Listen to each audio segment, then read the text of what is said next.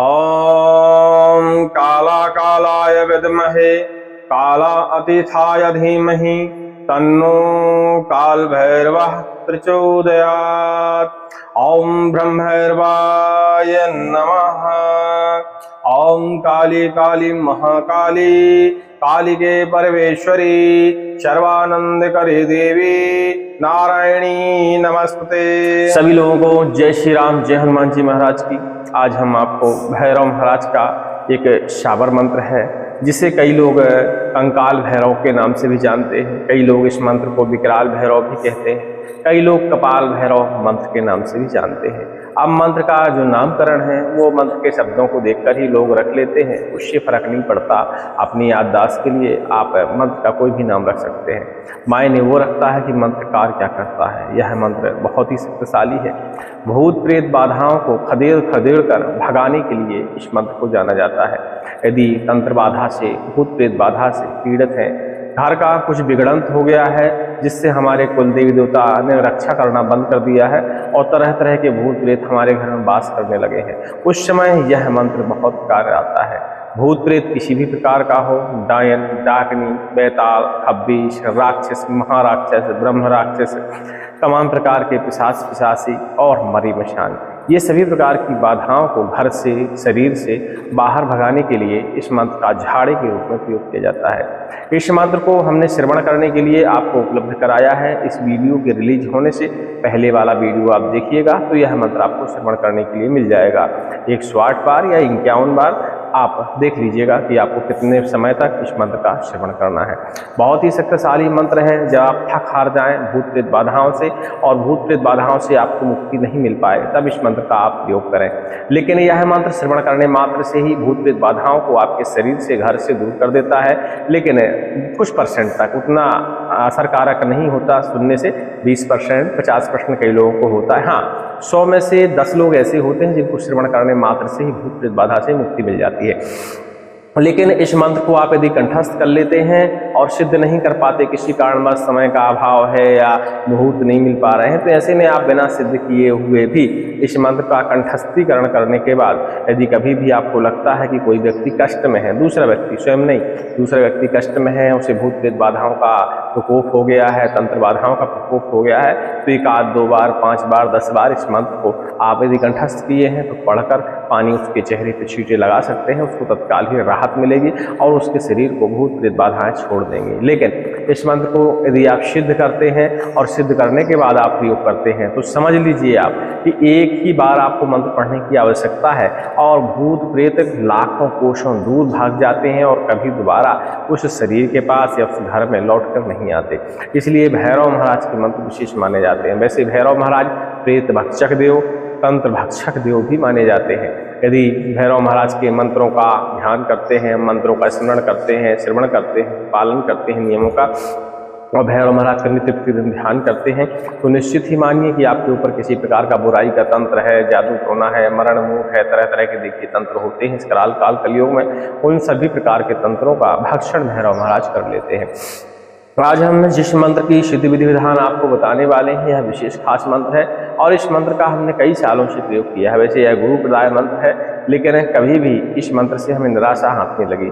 हम हमेशा जब हमें लगता है कि प्रेत बाधा है और खासकर गंदी मैली कुचैली प्रेत बाधाएं हैं तो इस मंत्र का हम झाड़े के रूप में प्रयोग करते हैं। चलिए मंत्र को हम एक बार श्रवण कराते हैं और फिर इसका हम विधि विधान आपको बताएंगे। उससे पहले जान लीजिए इस मंत्र को झाड़ने का जो तरीका है, तो पीछे आपको सांगीन दिख रही होंगी, ऐसी आप सांगीन यानी देवी माँ का एक अस्त्र बनवा लीजिएगा या भैरव महाराज का त्रिशूल भी आप बनवा सकते हैं। उससे आप झाड़ा लगाएं तो यह मंत्र बड़ी तीव्र गति से कार्य करता है और बहुत जल्दी ही तंत्र बाधाओं का नाश करता है। सांगीन और त्रिशूल में क्या होता है, जब हम हाथ में लिए होते हैं और मंत्र का पाठन करते हैं तो पूरी ऊर्जा, हमारे शरीर की ऊर्जा और मंत्र की ऊर्जा एक दिशा में प्रवाहित होकर सामने वाले के ऊपर प्रहार करती है और उसके अंदर व्याप्त तमाम प्रकार की नकारात्मक शक्तियाँ, भूत प्रेत शक्तियाँ, तंत्र शक्तियाँ उस व्यक्ति से दूर हो जाती हैं। चलिए मंत्र का श्रवण करिए और फिर इसकी विधि जानिए, जो कि बहुत शक्तिशाली मंत्र है। यदि आप इस मंत्र को एक बार प्रयोग करेंगे तो आपको इसकी शक्ति का एहसास हो जाएगा। वैसे इस मंत्र को आप श्रवण करेंगे उसी क्षण आपको पता चल जाएगा कि यह मंत्र किस हद तक आपके शरीर पर असर करेगा और उसके बाद श्रवण करने के बाद सिद्ध करने का प्रयास आप कर सकते हैं। ओम नमो काल कंकाल विकराल महाकाल काल भैरव नवखंड धरती कामरूदेश की काली विद्या कांपे, नाथ का धूना जागे मशान की माया घोरी की खोपड़ी नाचे, अमावस की काली रात लेवे मद की धार 70 करुआ 80 मशान वीर सुलक्षण है अगवान, खम खम खम करत भैरव आवे भैरव आदेश चिलाए, खून भरे खप्पर में धरती दे डुगाए, आकाश कांपे पाताल कांपे, भूत भागे प्रेत भागे डायन और डाकनी भागे, जिन बेताल खबीश भागे, राक्षस महाराक्षस ब्रह्म राक्षस भागे, पिशाच भागे पिशाची भागे, मरी मशान पकड़ के मस्के, धर धर उठा के पटके, बच ना पाए को, हाथ त्रिशूल श्वान की सवारी, वज्र के दंत नांग फुंकार लगाए, शत्रु का बल हरे बुद्धि हरे फाड़ कलेजा फैलाए, गुनी के गुण को मारे, जावत लेवे चिलम को सोटा, आवत मद की धार फिर मारे हुंकार, बैरी मार नरक पहुंचाए, तब काली का पुत्र कहाए, फुरे मंत्र चले मंत्र दुहाई माता काली की, ओम ब्रह्मैर्वाय नमः। इस तरह का देखिए मंत्र है। मंत्र को पहले आप श्रवण करिएगा 5 से 10 मिनट, या ज्यादा समय है तो 15 मिनट श्रवण कर लीजिएगा। मंत्र जैसे ही आप श्रवण करेंगे इसके लक्षण देखिए कुछ ना कुछ उभर के आएंगे, या तो आपको तत्काल ही आराम महसूस होगा, इसके अलावा आपके शरीर के रोए तन्ना सकते हैं, शरीर में घबराहट टाइप की लग सकती है, कोई ना कोई लक्षण देखिए आना चाहिए। कई लोगों को तो उल्टी होती है और बहुत अधिक लोगों को सवारी भी आने की संभावना इन मंत्रों से रहती है, खासकर जो बुंदेलखंडी शाबर मंत्र होते हैं। देखिए अब इसमें मतभेद है मंत्रों में थोड़ा सा, लेकिन आपको श्रवण करके ही पता लगाना पड़ेगा कि इस मंत्र से हमको फायदा हो पाएगा या नहीं हो पाएगा। अब जो बीमार है उनके लिए तो ठीक है श्रवण करना, उनको तो पता चल जाता है, लेकिन यह मंत्र उन लोगों को भी असर दिखाता है जो मंत्र सिद्ध करने की इच्छा रखते हैं, उनके शरीर में भी ऐसी फुरफुरी आती है या रोए खड़े होते हैं, उनको भी पता लगता है कि यह मंत्र हमारे शरीर को शूट कर रहा है। तो देखिए जरूरी नहीं है कि कोई बीमार व्यक्ति हो, पेट बाधा से पीड़ित व्यक्ति हो तभी ये लक्षण उभर के आएंगे, ऐसा नहीं है। स्वस्थ व्यक्ति को भी ये लक्षण उभर के आएंगे यदि यह मंत्र उसको शूट होना होगा, उसको सिद्ध होना होगा या असर करना होगा। तो आप ये सारे लक्षण देख लीजिएगा, इसके बाद फिर आप इस मंत्र की विधि देखिएगा पूरी और फिर इसका सिद्धिकरण करने का प्रयास करिएगा। क्योंकि देखिए जब तक मंत्र लक्षण नहीं देगा, असर नहीं देगा, तब तक मन में कंफ्यूजन रहता है, मन ही रहता है हर व्यक्ति के कि मंत्र कार्य करेगा कि नहीं करेगा।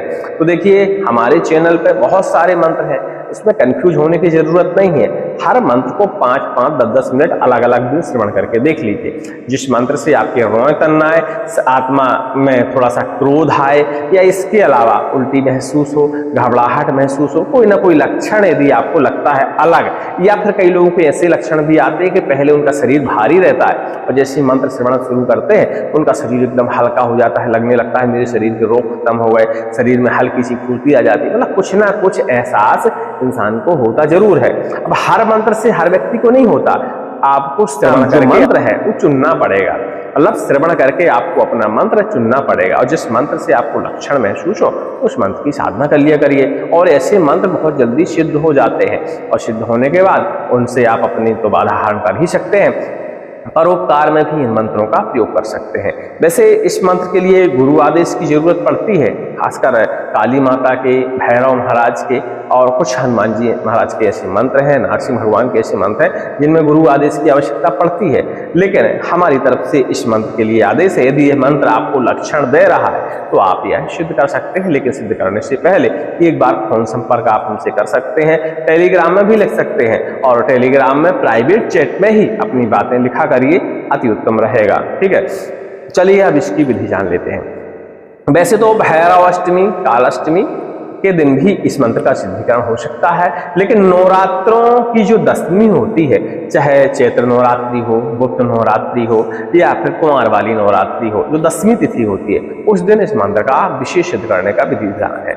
इसके अलावा दीपावली की रात, जेठोही एकादशी की रात, होली की रात जो निकल चुकी है, तो ऐसे समय में भी इस मंत्र का आप सिद्धिकरण कर सकते हैं। ज्यादा कठिनाई नहीं होती, कठिनाई उन मंत्रों में होती है जिनका विधि विधान एकांत में, अति एकांत में या जैसे शमशान में जिनके विधि विधान होता है कि जाप करने का, सिद्ध करने का होता है, तो ऐसे समय में कभी कभी समस्याएं आती हैं। लेकिन इस मंत्र का आप घर में विधि विधान कर सकते हैं, लेकिन घर में भी इस जो है का जो चुनाव करना है आपको वो थोड़ा सा ऐसा करना है कि जो भी कमरा हो आपका, जिस जगह इस मंत्र का आप जाप सत्यापन करने वाले हैं, शुद्धिकरण करने वाले हैं, वो थोड़ा सा एकांत टाइप का कमरा हो, शोरगोल नहीं होना चाहिए, बच्चे और महिलाओं की पहुंच से थोड़ा सा दूर होना चाहिए, या पहले से ही हिदायत दे दें कि हम पूजा करने वाले हैं, या शोरगोल नहीं मचाइएगा। और ऐसी जगह आपको नहीं मिलती तो किसी मंदिर का चुनाव कर सकते हैं, और मंदिर में भी ऐसी व्यवस्थाएं नहीं है, शोरगोल वहाँ बराबर चलता रहता है, तो फिर आप किसी एकांत व्यवस्था जगह का देख सकते हैं जहाँ जनमानस कम रहता हो, शोरगोल नहीं रहता हो,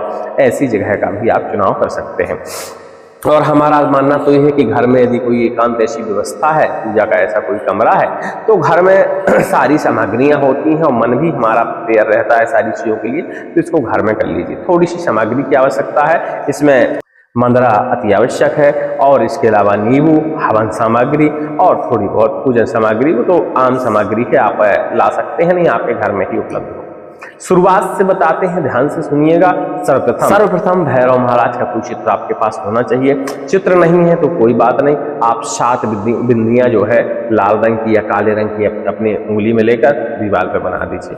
और यदि चित्र उपलब्ध है तो बिंदी बनाने की जरूरत नहीं है, चित्र सामने आप स्थापित कर लीजिए। काला पटा या लकड़ी का पटा हो या कोई और आसन हो, उसके ऊपर काला कपड़ा बिछा के उसके ऊपर चित्र स्थापित कर दीजिए। सर्वप्रथम भैरव महाराज का पूजन करिए, और भैरव महाराज का पूजन उषा से, पुष्प से आप पहले स्नान कराइए, गंगा जल से, शुद्ध जल से, इसके बाद पंचामृत से भी करा सकते हैं, फिर शुद्ध जल से। इसके बाद उनके ऊपर थोड़ा सा तिलक अर्पण करिए और उनके ऊपर पुष्प चढ़ाइए, अक्षत भी अर्पण करिए, धूप भी दिखाइए, दीपक भी दिखाइए, इसके बाद नैवेद्य भी अर्पण करिए। शॉर्टकट पूजा है, हर व्यक्ति कर लेता है इतनी पूजा, इसमें मंत्रोपचार की जरूरत नहीं है। इतनी साधारण पूजा गांव देहात से लेकर सिटी तक हर व्यक्ति इतनी पूजा कर लेता है। जो नित्य करते हैं पूजा, हम भगवान को स्नान करा दिया, मैं पुष्प चढ़ा दीजिए, थोड़ा सा तिलक लगा दिया और प्रसाद थोड़ा सा लगा दिया, जैसे हम नैवेद्य कहते हैं, इतना ही आपको करना है। पहले भैरव महाराज का ही पूजन कर लीजिए। इसके बाद अपने आसन का पूजन करिए और आसन पे आप बैठ जाइए। आसन का भी सेम विधि से पूजन करना है, कोई अलग से विधि करने की जरूरत नहीं है। आप एक दीपक जला लीजिए जो कि 4 मुंह का होना चाहिए। 4 मुंह का मतलब है कि एक दीपक बनाइए, उसमें 4 ठो बत्ती डाल लीजिए और चारों दिशाओं की अलग अलग तरफ उन बत्तियों को मोड़ दीजिए। उसमें शुद्ध सरसों का तेल डालिए और उन बत्तियों को प्रज्वलित कर दीजिए। फिर उस दीपक का भी पूजन करिए और अपने आसन पे आप विराजमान हो जाइए। माला रुद्राक्ष की ले लीजिए, और रुद्राक्ष की माला में देखिए गौमुखी है तो अच्छी बात है, नहीं है तो प्रयास करिए कि आप बाजार से ला लें, और नहीं मिलती है आपके पास गौमुखी तो कपड़े वस्त्र का किसी का सहारा ले सकते हैं, वस्त्र में छुपा लीजिएगा इस तरह माला, और उसके अंदर ही आपको जाप करना है तो अति उत्तम रहता है। तो माला का इंतजाम कर लीजिए, रुद्राक्ष की माला ही होनी चाहिए। आजकल तो सब जगह माला मिल जाती हैं, ऑनलाइन भी माला मिलती हैं फ्लिपकार्ट और अमेजन वगैरह पे, तो आप वहां से भी देख सकते हैं माला। नहीं तो हर पूजा पाठ की दुकान में, मंदिर के आसपास मालाएं आसानी से मिल जाती हैं, आप ला लीजिएगा। 100, 150 की, 200 की, 500 तक की माला, अच्छी माला मिल जाती है।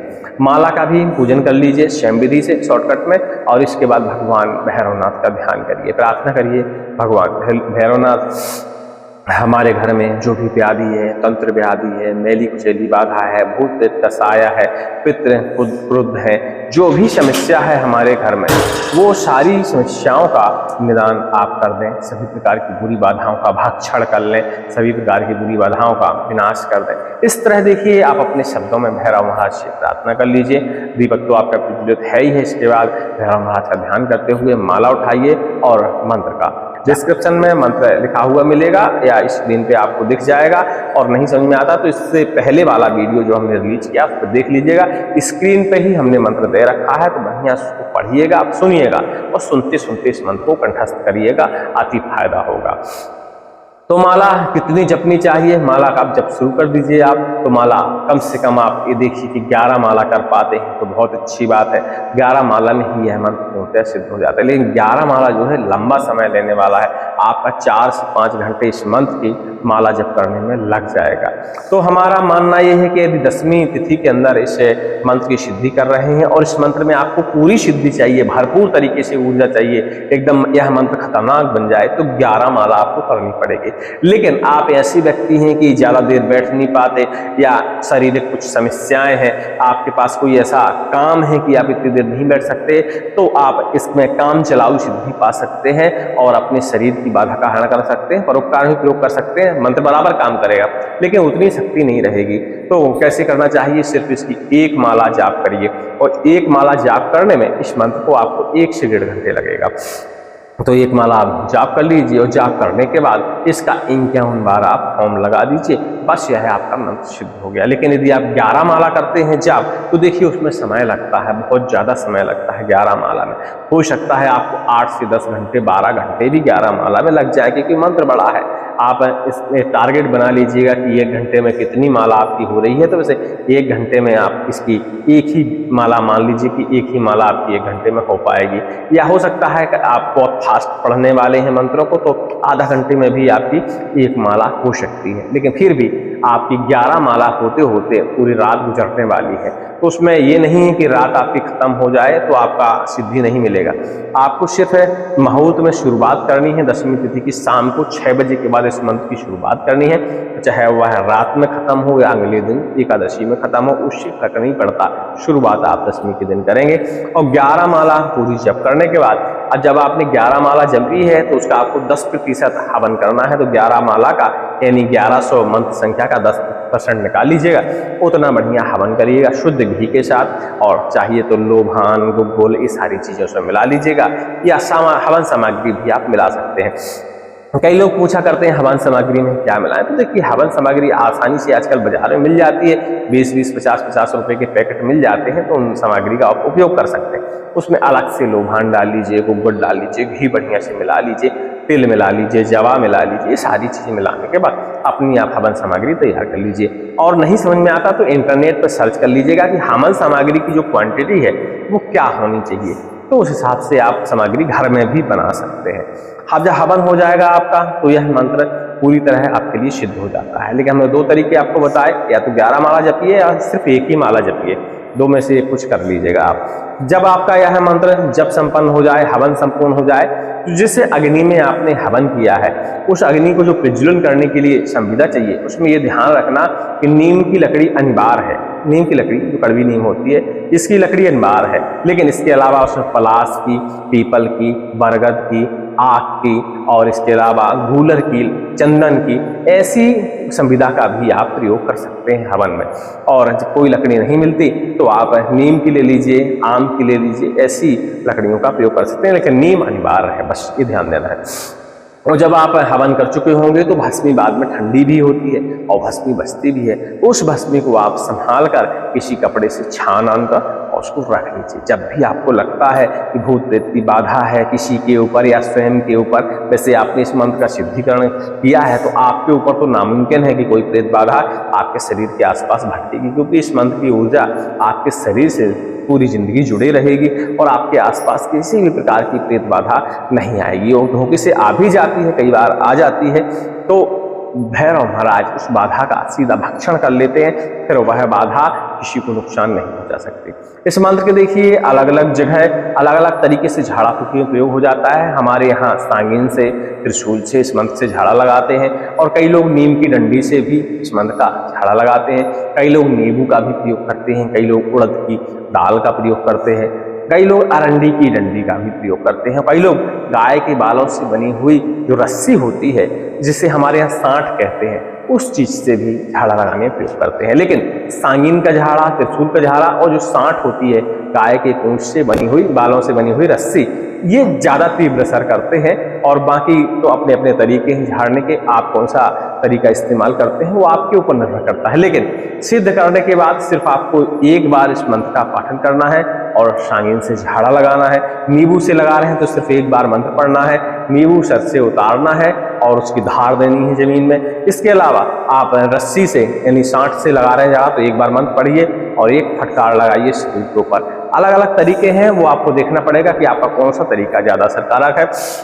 इस तरह इस मंत्र से झाड़ा लगा सकते हैं। लेकिन जब आपने मंत्र का सिद्धिकरण किया था, हवन किया था, तो एक मिट्टी का पात्र जरूर ले लीजिएगा, भैरव महाराज की तस्वीर के दाहिने तरफ उसको रखिएगा, इसी मंत्र का पाठन करिएगा एक बार और मदिरा की धार जरूर उसमें अर्पण करिएगा। और रात भर उनके पास वह मदिरा रखी रहने दीजिएगा, चाहे तो एक दिन रखी रहने दीजिएगा। इसके बाद उस मदिरा को उठाइएगा और किसी ऐसी जगह विसर्जन करिएगा जिस जगह समझ लीजिए कि पैर ना पड़ते हों, गंदगी ना हो। चाहे तो किसी वृक्ष की जड़ में भी डाल सकते हैं, नीम की वृक्ष की जड़ में भी पास में उसे विसर्जित कर सकते हैं। इस तरह मदिरा चढ़ाने का प्रावधान है और कुछ नहीं है। प्रसाद में, नैवेद्य में मीठी वाली पूरियां वहीं बना लिया करिए, केला हो गया, सेव हो गया, मिठाई हो गई, ये सारी चीज़ें नैवेद्य में, खीर हो गई, जो आपके घर में नैवेद्य बनता है उसी चीज़ में भगवान को प्रसन्नता होती है। अलग से कुछ चढ़ाने की जरूरत नहीं पड़ती। लेकिन मंत्र का यदि हम प्रयोग करने वाले झाड़ा फूकी में मदिरा अनिवार्य है और खाली मदिरा चढ़ाने में कोई आपत्ति किसी को नहीं होनी चाहिए। यह मंत्र जब आप साधना करते हैं और इसमें यदि रात्रि में साधना करते हैं तो भैरव महाराज का ध्यान करना अनिवार्य है। और इस मंत्र की सबसे बड़ी खासियत है, कई बार भैरव महाराज हमारे सामने भी आ जाते हैं या हमारे मन में उनकी छवि छपने लगती है या एहसास होने लगता है कि हमारे आसपास कोई भटक रहा है।